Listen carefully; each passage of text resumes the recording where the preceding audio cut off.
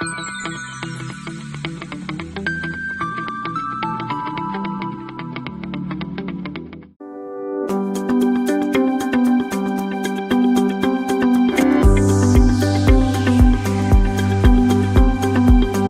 students, I am Kinjal Parmar. Welcome back to the video lecture series of Digital Fundamental. Today we will discuss D flip-flop. So let's start with the definition of flip-flop.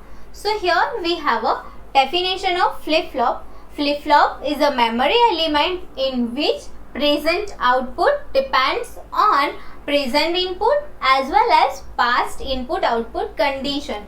In a sequential digital circuit, we have a memory element, and this memory element can be designed using flip-flop. So this flip-flop is basically a memory element of a sequential digital circuit. This flip-flop has a output which depends on present input as well as past output input conditions. Flip-flop known as a clocked latch. This latch is a memory element in a sequential digital circuit, but in latch there is no clock signal for synchronization, but for a synchronized operations we have a flip-flops. In flip-flop we have a clock signal, so all the operations of flip-flops can be performed in a synchronized manner, and we have a basic block diagram of flip-flop. Here we have a two inputs, normal input, that means a present input, and past output as a input.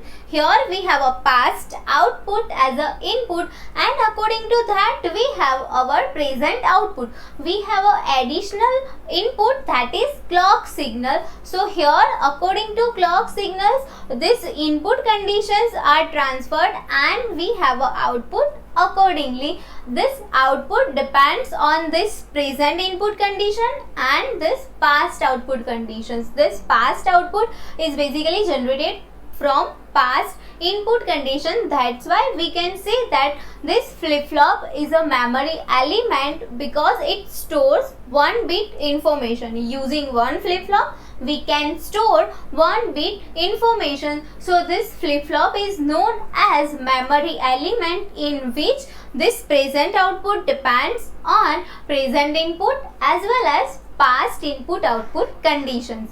Now let's discuss about D flip-flop. So here we have a D flip-flop. Now this D flip-flop is a modified version of SR flip-flop. This D flip-flop can be constructed by modifying SR flip-flop. In a SR flip-flop we have a two inputs S and R. In D flip-flop we have a one input which is known as a D. Okay, here D stands for delay or says for data transfer. Now here we have a only one input, that is D, so it is a modified version of SR flip-flop. How? So here for a two cross coupled gates, either for NAND gate or for NOR gate, here we give only one input, one as a normal and another as a inverted. That means here whenever we have a R as a input, so in that gate we give a complement of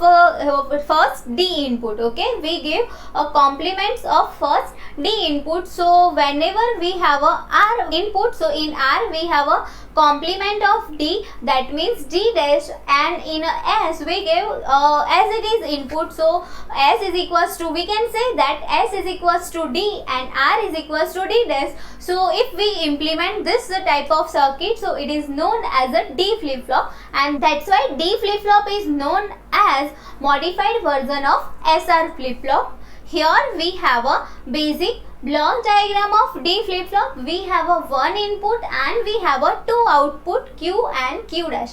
In flip-flop we have a two inputs, normal input and its complemented input. Here we have a one input, that is D, and we have a additional input, that is our clock signal. So using this D as a input, we can implement a different kind of logical states and we can store our 1 bit data. So let's discuss about a logical diagram of this D flip-flop. So here we have a logical diagram of D flip-flop. Here This active high D flip-flop can be constructed using 2 AND gate and using 2 NOR gate, or we can implement active high D flip-flop using 4 NAND gate. Here we have a first circuitry of D flip-flop. This D flip-flop is implemented using 2 AND gates and using 2 NOR gate. Okay, here we use 2 AND gate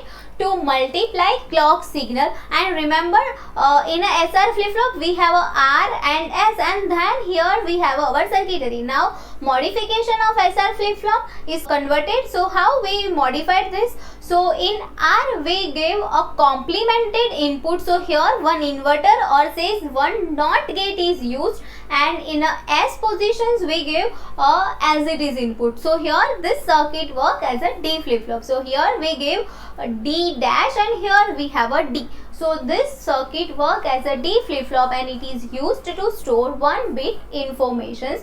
Here this is a active high D flip-flop circuit using 2 AND gate and using 2 cross coupled NOR gate. Okay, now here we apply a clock signal. So whenever clock is equals to 1, this circuit works normally and we have a output according to characteristic of D flip-flop whenever clock is equals to 1. But now whenever clock is equals to 0, so all the input conditions over here is 0 0, and for a condition of 0 0 for this cross coupled NOR gate we have a no change state. Okay, whenever we have a input 0 0, so this cross coupled gate has a output in a no change conditions. So this is D flip-flop in which if clock is equals to 1, so it work as a normal flip-flop, and when clock is equals to 0, so we have a no change conditions. This is basic logical diagram using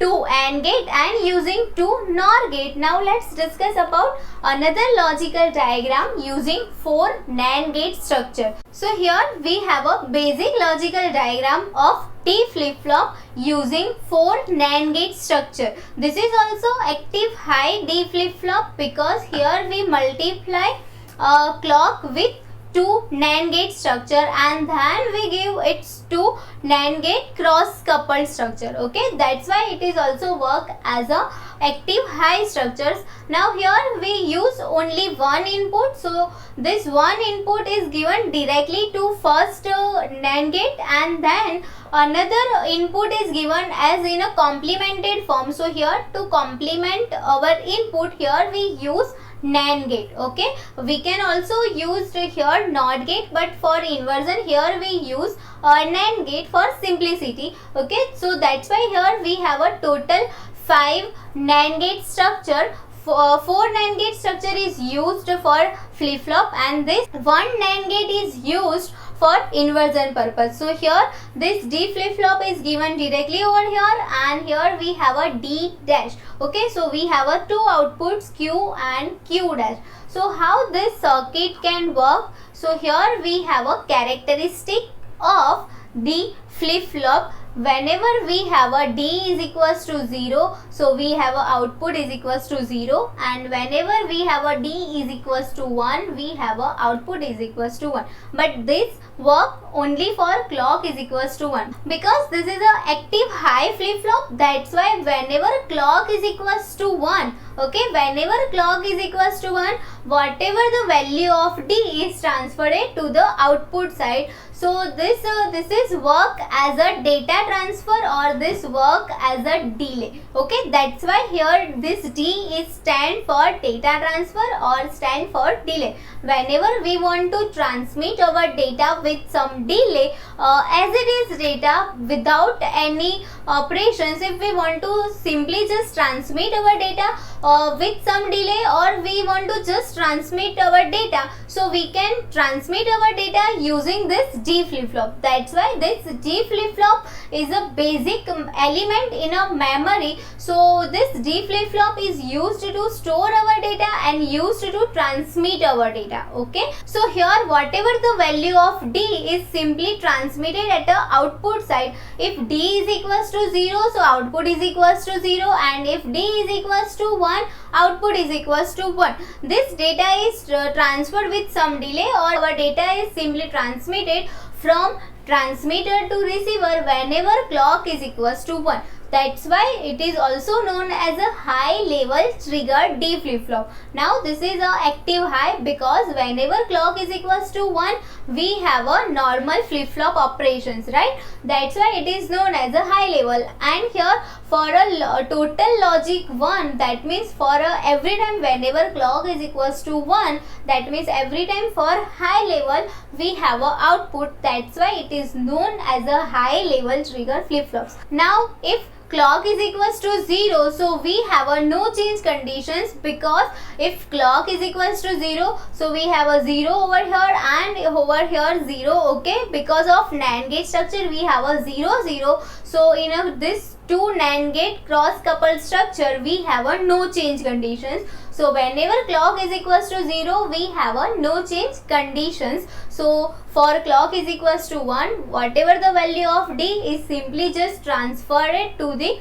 output side, and if clock is equals to 0, we have a no change state. Okay, so this is the basic characteristic of D flip-flop. Now let's discuss about truth table of D flip-flop. So here we have a truth table of D flip-flop. Now here we have only two inputs, this D that is present input, and we have a past output that is Qn. Okay, so here we have a D as a present input and Qn as a past output. So for two input conditions we have a 4 possible combinations. For two input we have a total 4 possible combinations, and according to that 4 possible combinations we have our present output.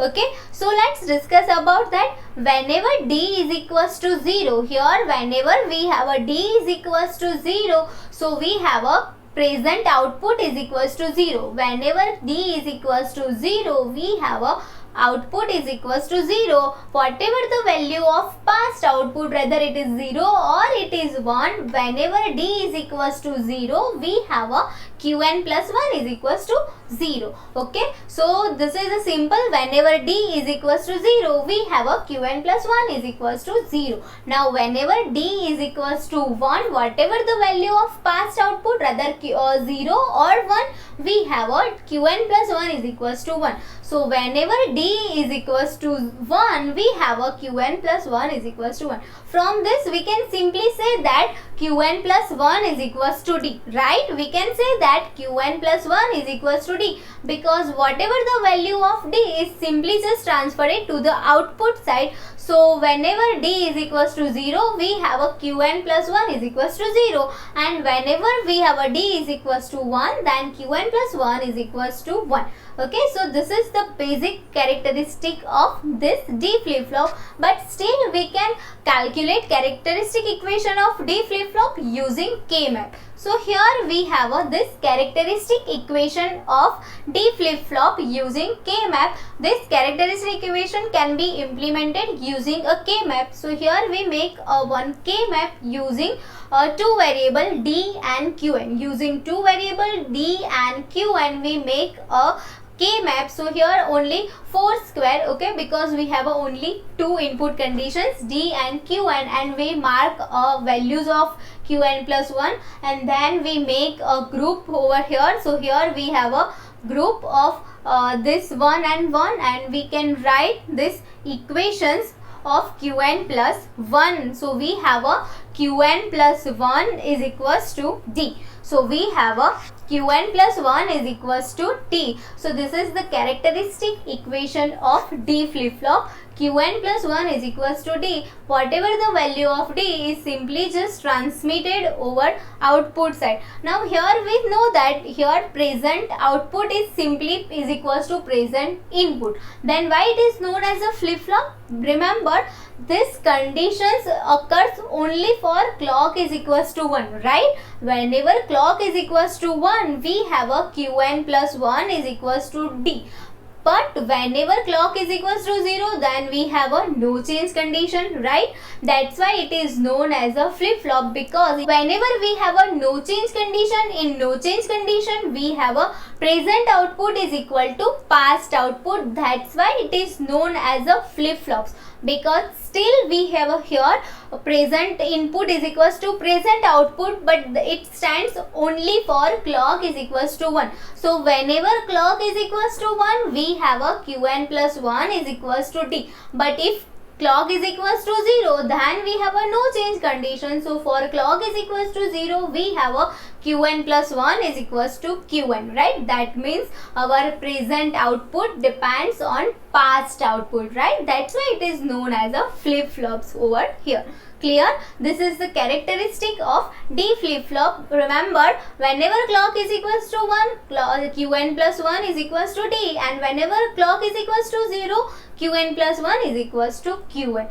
So this D flip-flop is also known as a transparent flip-flop. Okay, this D flip-flop is also known as a transparent flip-flop, or we can say that transparent latch, because whatever the value of input is simply just transmitted at the output side. That's why it is known as a transparent. Okay, so D flip-flop is also known as a transparent latch. This D flip-flop is a basic memory element of any sequential digital circuits. Okay, whenever we want to just store our data, so we can simply use a D flip-flops. Okay, so this D flip-flop is a basic element of a resistors or our memory circuits. Okay, so whenever we want to just store our data and whenever we want to just transmit our data as it is, so we can use D flip-flop. That's why this D flip-flop is basically used in a registers. Okay, so to store our data in a register, we use a D flip-flops.